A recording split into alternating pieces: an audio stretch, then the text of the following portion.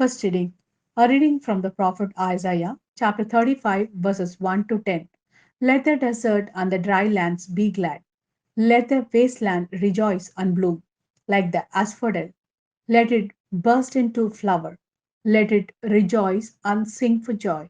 The glory of Lebanon is bestowed on it, the splendor of Carmel and Sharon. Then they will see the glory of Yahweh, the splendor of our God.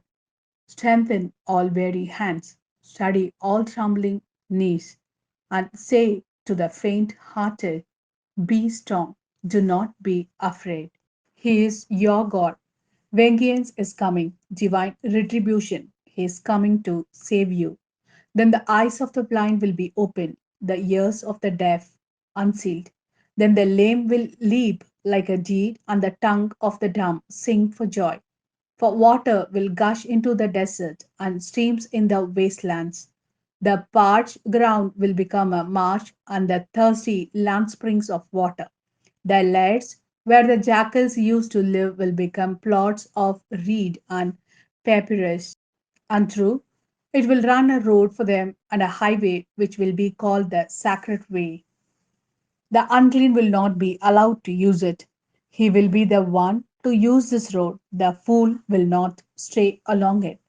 No lion will be there, no ferocious beast set foot on it. Nothing of the sort to be found. It will be used by the redeemed.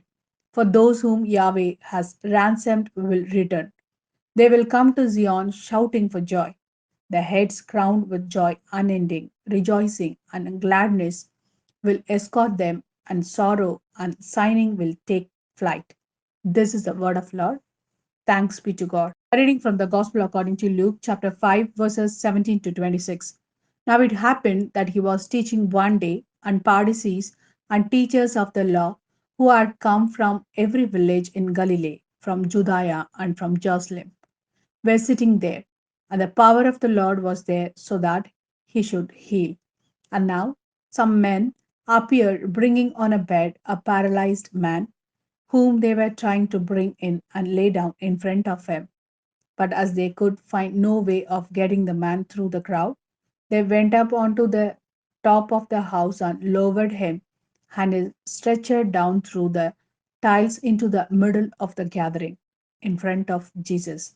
Seeing their faith, he said, my friend, your sins are forgiven you. The scribes and the Pharisees began to think this over. Who is this man taking blasphemy?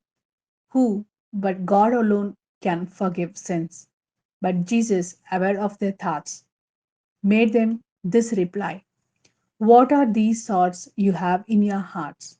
Which of these is easier to say, your sins are forgiven you, or to say, get up and walk? But to prove to you that the Son of Man has authority on earth to forgive sins. He said to the paralyzed man, I order you, get up and pick up your stretcher and go home. And immediately before their very eyes, he got up, picked up what he had been lying on, and went home praising God. They were all astounded and praised God and were filled with awe, saying, we have seen strange things today.